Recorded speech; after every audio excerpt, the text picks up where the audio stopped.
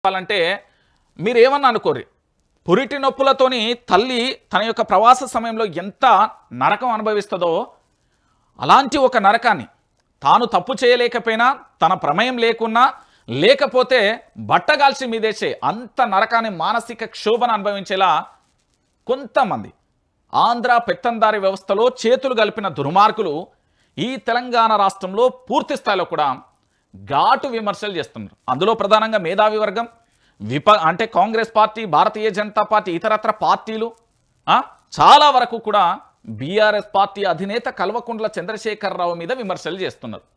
సరే, నేనేమంటున్నానంటే నా దగ్గర సాక్ష్యాలు ఉన్నాయి, నా దగ్గర కాగ్ రిపోర్ట్ ఉంది, దాంతోపాటు కేంద్రానికి సంబంధించిన జల సంఘానికి సంబంధించిన రిపోర్ట్ ఉంది, దాంతోపాటుగా వీళ్ళిచ్చిన పీసీ ఘోష్ కమిషన్ 63 పేజీల రిపోర్ట్ కానీ లేదా ఎన్డీఎస్ఏ ఇచ్చిన లేఖలు కానీ లేదా ఎన్డీఎస్ఏకు కంప్లైంట్ చేసిన బిల్డర్స్ కానీ అవన్నీ కూడా పబ్లిక్ డొమైన్లో ఉన్నాయి. ఇది వాస్తవమైన విషయం. సరే, రియాలిటీ మాట్లాడుకుందాం.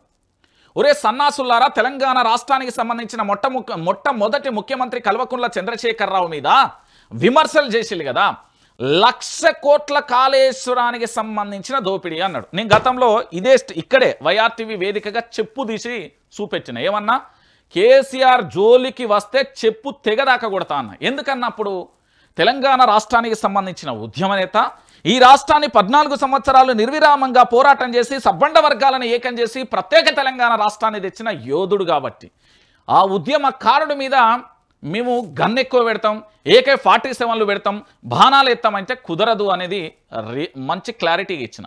త్వరలో రెండోది కూడా మంచి ఇవ్వబోతున్నా. ఈసారి 2 చెప్పులు పట్టుకుంటా. ఎందుకు అంటే కాళేశ్వరం 1,00,000 కోట్లకు పైన ఖర్చు ఎక్కడైందో ఒకటి చూపెట్టాలి. రెండోది 1,00,000 కోట్ల స్కామ్ అన్న బద్మాషిగాళ్లను బద్దలు బాసింగాలు చేయరు. తెలంగాణ ప్రాంత ప్రజలు ఇది చెప్పమని చెప్పారు. మీకు ప్రజలే అడుగుతున్నారు, నేను చెప్తలేను సుమా. తెలంగాణలో ఉన్న 4 కోట్ల మంది ప్రజలు అంటున్నారు. ఏమని అంటున్నారు? ఈ కాళేశ్వరం ప్రాజెక్టు మీద 1,00,000 కోట్ల స్కామ్ అయిందని రంజిత్ భాయ్ చాలా చోట్ల మాకు వినబడుతున్నది. చాలామంది కుక్కలు బొచ్చు కుక్కలు మొరిగినట్టు మొరుగుతున్నారు. ఆ వాస్తవాలను తెలంగాణ ప్రాంత ప్రజలకు చెప్పమని చెప్పు అని అంటున్నారు. నేనేమంటున్నానంటే ₹1 కాదు, ₹2 కాదు, ప్రభుత్వం ఛాలెంజ్ చేస్తారా, లేకపోతే మీరు ఏం ఛాలెంజ్ చేసుకుంటారో నాకు తెలియదు. కాంగ్రెస్ పార్టీ లేదా అదర్స్ ఎవరైనా కావచ్చు, కాళేశ్వరం 1,00,000 కోట్ల స్కామ్ అన్న బద్మాషియాల గురించి మాట్లాడుతున్నా. నేను మాట్లాడతలేను, తెలంగాణ ప్రాంత ప్రజలు చెప్పమన్నారు. ఆ 1,00,000 కోట్ల స్కామ్ ఎట్లయింది? వాస్తవానికి కాళేశ్వరం ప్రాజెక్టుకు ఎంత అయిందో తెలుసా? మీరు అందరూ ఆలోచించుల్లి. మీరు అంటున్నారు కదా 86,000 కోట్లు మాత్రమే అయిందండి, 86,000 కోట్ల రూపాయలు మాత్రమే అయింది. మీరు ఇప్పుడు మొన్నటి వరకు పీసీ ఘోష్ కమిషన్ అనేది ఒకటి ఉండే కదా, ఈ ఘోష్ కమిషన్ రిపోర్ట్ కోసం అందరూ ఆలోచించారు కదా. ఈ రిపోర్ట్ ఏంటిది? దాదాపుగా 636 పేజీలో ఏమో సంథింగ్ ఉంటుంది. పీసీ ఘోష్ కమిషన్లో 63 పేజీలే తెర మీదకి తీసుకొచ్చారు కదా. ఈ 63 పేజీలలో ఎన్ని కోట్ల స్కామ్ ఉందో తెలుసా? 16 కోట్లట. ఈ 16 కోట్లైనా దేనికోసం? ఏంది అంటే హెలికాప్టర్ ఖర్చులు, దాంతోపాటు ఇతరత్ర చిల్లర ఖర్చులు అయినాయని చెప్పిళ్ళు. అలానే వాళ్ళే చెప్పిళ్ళు. మరి 86,000 కోట్ల రూపాయలు కాళేశ్వరానికే ఖర్చు అయితే మరి 1,00,000 కోట్ల స్కామ్ ఎక్కడైంది? ఇది తెలంగాణ ప్రాంత ప్రజలకు చెప్పకపోతే, దీనికి సమాధానం ఇవ్వకపోతే, ఈ తెలంగాణలో ఉన్న 4 కోట్ల మంది ఎవరైతే కాళేశ్వరం మీద కారు కూతలు కూస్తూ పిచ్చి కూతలు కూస్తూ ఇష్టానుసారంగా మాట్లాడతారో బట్టలు ఊడదీసి కొడతారు ప్రజలు. ఇది గ్రౌండ్ లెవెల్లో రియాలిటీ జరుగుతున్న చర్చ. అరే సన్నాసులారా, ప్రాజెక్టు మొత్తానికే అయింది 86,000 కోట్లు అయితే 1,00,000 కోట్ల స్కామ్ ఎక్కడి నుండి అయింది? మీ తాత ముత్తాతల నుంచి అయిందా, లేకపోతే మీ తాతలు ఏమైనా దోసుకున్నారా? ఎందుకు ఈ లంగ ముచ్చట్లు, ఎందుకు ఈ బద్మాష్ ముచ్చట్లు అని తెలంగాణ ప్రాంత ప్రజలు అడుగుతున్నారు. ఇట్లనే కాళేశ్వరానికి ఎంత ఖర్చు అయింది? 1,00,000 కోట్ల స్కామ్ అయిందన్న వాళ్ళని ఒక్కొక్కరి బట్టలు ఇప్పి బజార్లో నిలబెట్టి తంతారు. నేను చెప్తున్నాను కదా, యనుమల రేవంత్ రెడ్డి గారి భాషే నేను మాట్లాడదలుచుకున్నాను. ఎందుకంటే ముఖ్యమంత్రి అంటే నాకు అపారమైన ప్రేమ, గౌరవం, ఇష్టం కాబట్టి వారి భాషను నేను పునికిపుచ్చుకోవాలని ఆలోచిస్తున్నా. 1,00,000 కోట్ల స్కామ్ ఎక్కడ జరిగింది? ఇప్పటికైనా దిమాకును చక్కగా చేస్తే, ఎవడు కొడితే దిమ్మ తిరిగి మైండ్ బ్లాక్ అయ్యి వాడే పండుగాడు అంటాడు కదా, ఈ లెక్కలన్నీ చూసిన తర్వాత చక్కగా మాట్లాడకపోతే ప్రజలు కొడతారు. అట్లా ప్రజలు చాలా ఆవేశంగా ఉన్నారు, కట్టలు తెంచుకునే ఆవేశంగా ఉన్నారు. ఇకనైనా మాకేం లేదు గట్లనే ఉంటామంటే మీ సంగతి ఏందో ప్రజలు కూడా చూస్తారు. ఇక చూడుర్రి, కళ్ళు పెద్దవి చూస్తారా, కళ్ళద్దాలు మా కేసీఆర్ ఏది కళ్ళజోడు కార్యక్రమాన్ని పెట్టిళ్ళు కదా, ఏంది అంటే పూర్తి స్థాయిలో కళ్ళకు సంబంధించి మరి ఆ అద్దాలు కూడా మొన్న కనబడ్డాయి, నాకు కావాలంటే నేను తెచ్చిస్తా. ఇది ఏందయ్యా, కాళేశ్వరం ప్రాజెక్టులో భాగమైన సిద్దిపేట జిల్లా తుక్కాపూర్కు సంబంధించి పంప్ హౌస్ నుంచి మల్లన్న సాగర్లోకి ఎత్తిపోస్తున్న గోదావరి జలాలు. మరి ఇవి కాళేశ్వరం నీళ్ళు కదా. కాళేశ్వరం పడాబడ్డది, కాళేశ్వరం ఎండిపోయింది, కాళేశ్వరం బొందలగడ్డ, కాళేశ్వరం ఇంకేదో ఇంకేదో ఇంకేదో అన్నారు కదా. కాళేశ్వరం అనేది తెలంగాణ రాష్ట్రానికి నాడి వ్యవస్థ. ఈ కాళేశ్వరం ప్రాజెక్టు ఎన్నిసార్లు అయినా ఎన్ని కాలాలు పోయినా కూడా తెలంగాణ ప్రాంత ప్రజలను బతికిస్తుంది. మేడిగడ్డ 1,15,000 క్యూసెక్ల నీరుని ఇన్ఫ్లో తీసుకున్నది, అవుట్ఫ్లో చేసింది, కలబడ్డది, నిలబడ్డది. కానీ దానికి రిపేర్లు చేయడానికి మాత్రం ప్రభుత్వానికి శాతగాలే. ఇది ప్రజలు అంటున్నమాట, నేను అనట్లే. నేను ఏ మాట అన, ప్రజల నుంచి వచ్చిన వాదన్నే నేను చెప్తున్నా.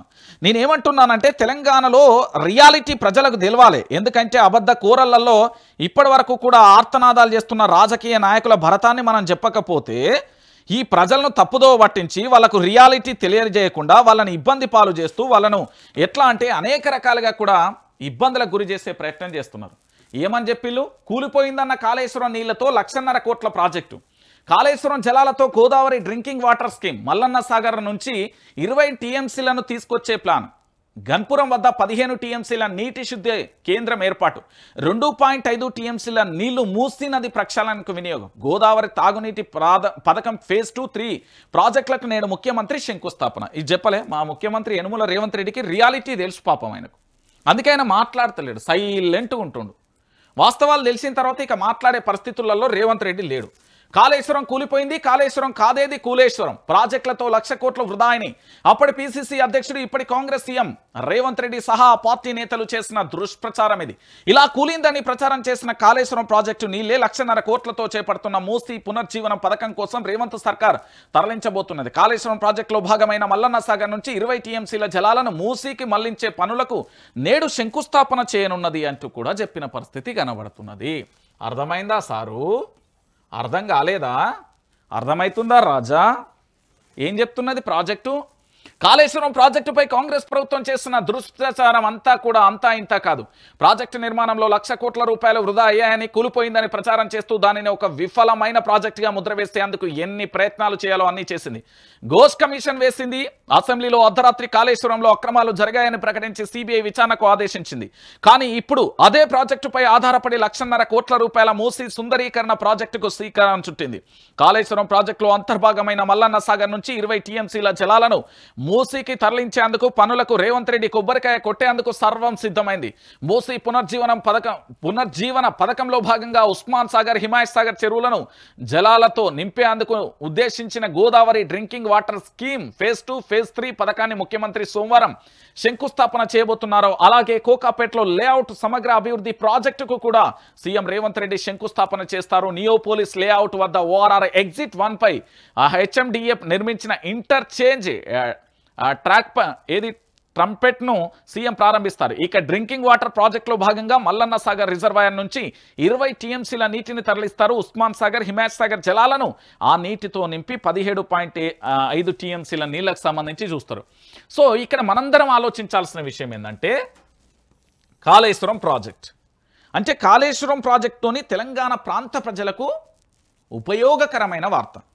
కాళేశ్వరం ప్రాజెక్ట్ అనేది 4 కోట్ల మంది ప్రజలకు కూడా తెలిసిన విషయమే. ఈ కాళేశ్వరం ప్రాజెక్ట్ ఏదైతే ఉందో ఈ కాళేశ్వరం ప్రాజెక్టు ద్వారా పూర్తి స్థాయిలో కూడా 1,50,000 ఎకరాలకు ఏంది తాగునీరు, పంట పొలాలకు నీళ్ళు అందించాలి. దాంతోపాటు ఈ కాళేశ్వరం నీళ్లు సాగునీళ్లకు ఉపయోగపడతాయి, తాగునీళ్లకు ఉపయోగపడతాయి. ఈ విషయాన్ని మర్చిపోయి ఏంది అంటే ఒక గొర్రెగాక బాయిల పడితే అన్ని గొర్రెలు పోయి బాయిల పడ్డట్టు ఎవడో ఒకడు తప్పుడు ప్రచారం చేస్తే దాన్ని పట్టుకొని ఈ గొర్రెలన్నీ బాయిల పడ్డాయి. కాళేశ్వరం ప్రాజెక్టుకు తెలంగాణ రాష్ట్రానికి కాళేశ్వరం ప్రాజెక్ట్ అనేది తెలంగాణ ప్రాంత ప్రజలకు ఒక నాడీ వ్యవస్థగా ఒక గుండెకాయలా పనిచేస్తుంది. కాదు కూడదు లేదు అని ఇంకా దుష్ప్రచారం చేసే ఆలోచనలు ఉంటే కంట్రోల్ ఆల్ డిలీట్ పెట్టి బంద్ చేయరు దుకాణం. లేదు కాదు కూడదంటే తెలంగాణ ప్రాంత ప్రజలే భరత పూజ చేసే కార్యక్రమాలు కూడా మొదలు పెడతారు. ఎందుకు అంటే పూర్తి స్థాయిలో మీ అందరికీ కూడా తెలవాల్సిన విషయం నేను చెప్తున్నా కదా, కాళేశ్వరం ప్రాజెక్ట్ అనేది చాలా వరకు కూడా ఈ తెలంగాణ ప్రాంత ప్రజలకు ఉపయోగకరమైన ప్రాజెక్ట్. ఇక ఈ విషయాన్ని ఇట్లుస్తే ఇంకొక విషయాన్ని చూడు. కేసీఆర్ ఏం చేసినావు? కేసీఆర్ ఆనవాళ్ళు ఎక్కడ? కేసీఆర్ ఆనవాళ్ళు పల్లెకు పచ్చాన్ని రంగేసినట్లుగా ఇక చూడరు ఎంత అద్భుతంగా ఉన్నాయో. ఇవి కేసీఆర్ యొక్క ఆనవాళ్ళు. ఆనవాళ్ళను తొలగిస్తాం, ఏమన్నా వాళ్ళంతలో ఇస్తారు. సాక్షాత్తు తెలంగాణ ప్రాంత ప్రజలందరినీ కూడా పరిపాలించాల్సిన డాక్టర్ బాబాసాహెబ్ అంబేద్కర్కు సంబంధించిన సచివాలయం ప్రాంగణంలో ముందు గణేష్ నిమజ్జనం రోజు కేసీఆర్ రావాలి అనే పాటలతో మారుమోగింది అంటే అర్థం కావట్లేదా? నిజామాబాద్లో పాటలు పెట్టుకున్నందుకు డీజేలు గుంజుకపోతే తిరగబడ్డ ప్రజలను చూస్తే అర్థం కాలేదా? దాంతోపాటు ప్రతి యువత నరాన రక్తపు బొట్టులలో కేసీఆర్ రావాలనే నినాదం ఎంత బలంగా వినబడ్డదో కనబడలేదా? ముఖ్యమంత్రి గారు సాక్షాత్తు సెక్రటరియట్ ముందు నుండి వెళ్తుంటే కేసీఆర్ పాటలతోని దుమ్ము లేపేయలేదా యువత? ఎవరికి భయపడేది లేదు, దేనికి తల దించేది లేదన్నట్టుగా యువత సవాలు చేసింది కదా. మీసం దిప్పిళ్ళు, తొడగొట్టిళ్ళు, ఇది కదా తెలంగాణ పౌరుషం, రక్తం నరనరాన అనేది కనబడ్డది కదా. ఒకసారి మీరు అందరూ కూడా చూడుర్రి, ఇంత పచ్చగా ఉండడానికి ప్రధానమైన కారణం ఎవరో తెలుసా? ఈ రాష్ట్రాన్ని తీసుకువచ్చిన రథసారథి, తెలంగాణ రాష్ట్రాన్ని 10 సంవత్సరాలు పరిపాలించిన కల్వకుంట్ల చంద్రశేఖరరావు గారి కళ ఇది. కేసీఆర్ ఊరికే తెలంగాణ రాష్ట్రంలో వ్యవసాయం మీద పడలే. వ్యవసాయం అనే దాంట్లో సాయం ఉన్నది. రైతు ప్రతి చోట కూడా పూర్తి స్థాయిలో కూడా దోపిడీకి గురవుతున్నాడు. ఆత్మహత్యలు. అయ్యో నా తెలంగాణ, ఇంకెన్నాళ్ళు ఈ రైతుల ఆత్మహత్యలు, దీన్ని ఆపాలని చెప్పి ముంబై, బొంబాయి, దుబాయ్ పోయే వాళ్ళందరినీ కూడా, వలసలను కూడా పూర్తి స్థాయిలో వాపస్ తీసుకొచ్చి ప్రతి పల్లెలలో బీడుబడ్డ భూములన్నీ కూడా ఇట్లా పచ్చని మాగాళ్ళుగా మార్చేందుకు కేసీఆర్ చేసిన అహోరాత్రులే కాళేశ్వరం ప్రాజెక్టు కావచ్చు, ఇతర ప్రాజెక్టు కావచ్చు.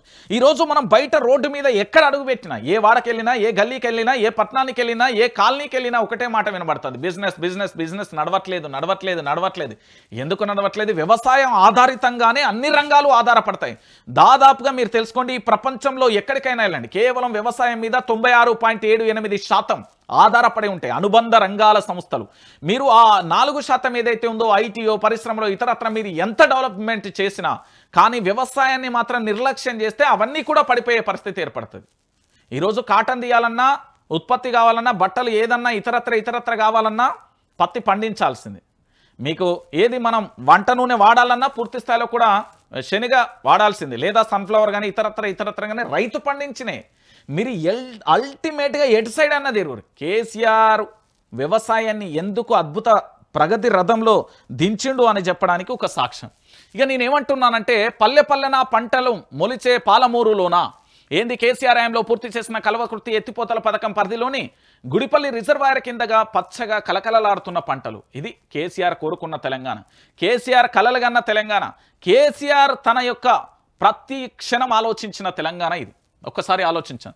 తగ్గుముఖం పట్టిన వలసలు, సొంతూళ్లకు వలస జీవులు తిరుగుముఖం, లిఫ్ట్ ఇరిగేషన్ స్కీమ్లతో రివర్స్ మైగ్రేన్, పెరిగిన సాగు విస్తీర్ణం, మెరుగైన ఉపాధి, మెరుగైన ప్రజల జీవన ప్రమాణాలు, బీఆర్ఎస్ స్థాయంలో మారిన రూపురేఖలు, సెస్ అధ్యయనంలో వెలుగులోకి కీలక అంశాలు. ఉమ్మడి జిల్లాలో నెట్టంపాడు, కల్వకుర్తి, భీమా, కోయిల్ సాగర్ లిఫ్ట్ల ప్రభావంపై సెస్ స్టడీ అంటూ కూడా చెప్తున్న పరిస్థితి కనబడుతుంది. పల్లెనోనా పల్లేర్లు మొలిసిన పాలమూరులోనా అనే పాట ఉమ్మడి పాలమూరులో వినిపించే రోజు లేదు. సాగునీటికి నోచుకోలేక, చేతుల్లో పంట లేక పొట్ట చేత పట్టుకొని ఊరు దాటిన వారితో మహబూబ్ నగర్ వలస జిల్లాగా మారింది. ఉమ్మడి పాలకులు దశాబ్దాలుగా పడావులు పెట్టిన పాలమూరు లిఫ్ట్ ఇరిగేషన్ స్కీమ్లను కేసీఆర్ అధికారంలోకి వచ్చిన 2 ఏళ్లలోనే పట్టాలెక్కించి 95% పూర్తి చేసిండు కేసీఆర్. కల్వకుర్తి కానీ, నెట్టంపాడు కానీ, భీమా కానీ, కోయిల్ సాగర్ కానీ ఎత్తిపోతల పథకాలను, డిస్ట్రిబ్యూటర్లను పూర్తి చేసి 1000కి పైగా చెరువులను పునరుద్ధరించి లక్షలాది ఎకరాలకు జీవం పోసి బీడుబారిన భూములకు నీళ్లు రావడంతో వలస జీవులంతా సొంతూళ్లకు తిరిగి వచ్చి దర్జాగా వ్యవసాయం చేపట్టారు. ఇప్పుడు పల్లెన పంటలు మొలిచే పాలమూరులోనా అని పాటలు పాడుకుంటున్న సాక్ష్యం, సజీవమైన సాక్ష్యం ఇది. నేనేమంటున్నానంటే, కల్వకుంట్ల చంద్రశేఖరరావును మాట్లాడతా, కేసీఆర్ కోసం నిలబడతా, కేసీఆర్ కోసం కలబడతా, కేసీఆర్ తిరిగి అధికారంలోకి రావడానికి ఎంతకైనా సాహసిస్తా. నేను ఎందుకు సాహసిస్తానో తెలుసా? మీకు 2 సజీవమైన సాక్ష్యాలు చెప్తున్నా. దీన్ని మీరు అవునంటారో కాదంటారో మీరే డిసైడ్ చేయండి తెలంగాణ ప్రాంత ప్రజలు. సరే, కాంగ్రెస్ పార్టీ ఫేవర్ ఉండొచ్చు, బీజేపీ ఉండొచ్చు, కమ్యూనిస్టులు ఉండొచ్చు, ఇతరత్ర ఏదైనా ఉండొచ్చు. కానీ తెలంగాణ ప్రాంతం కోసం, తెలంగాణ చరిత్రలో తెలంగాణ కోసం తపన పడే వారు లేరు అని చెప్పడానికి అతిశయోక్తి లేదు. కేసీఆర్ మాత్రం ఒక్కడే. నేను ఎందుకు చెప్తున్నానంటే, నేను చరిత్రను గత 15 రోజులుగా తిరిగేసిన, ఆ చరిత్రలో నాకు కొన్ని తెలిసిన అంశాలను మీ ముందుంచే ప్రయత్నం చేస్తున్నా. ఇడ్లీ సాంబార్ గోబ్యాక్ అనే నిందాం 1951 నుండి 54 వరకు నడిచిందా? పెద్ద మనసుల ఒప్పందం 1956 నుందా? మరి 1969 ముందే తెలంగాణ ఉద్యమం ఎందుకుంది? దానితో పాటుగా 1984 తర్వాత మావోయిస్టు ప్రభావం ఏ విధంగా తగ్గింది? 2001 నుండి 2014 వరకు ఉద్యమం ఏ విధంగా నడిచింది? 2014 నుంచి 2022 వరకు ప్రత్యేక తెలంగాణలో బీడుబారిన భూములకు నీళ్ళు ఎట్లా వచ్చినాయి, దీనికి ఏమైనా సమాధానం ఉంటే నాకు చెప్పుర్రి. నా నెంబర్ మీ అందరికీ తెలుసు కదా. నేనేమంటున్నానంటే ప్రతి ఒక్కరు కూడా ఆలోచించాల్సిన విషయం ఇది, పూర్తి స్థాయిలో తెలంగాణ ప్రాంత ప్రజలందరికీ తెలవాల్సిన విషయం.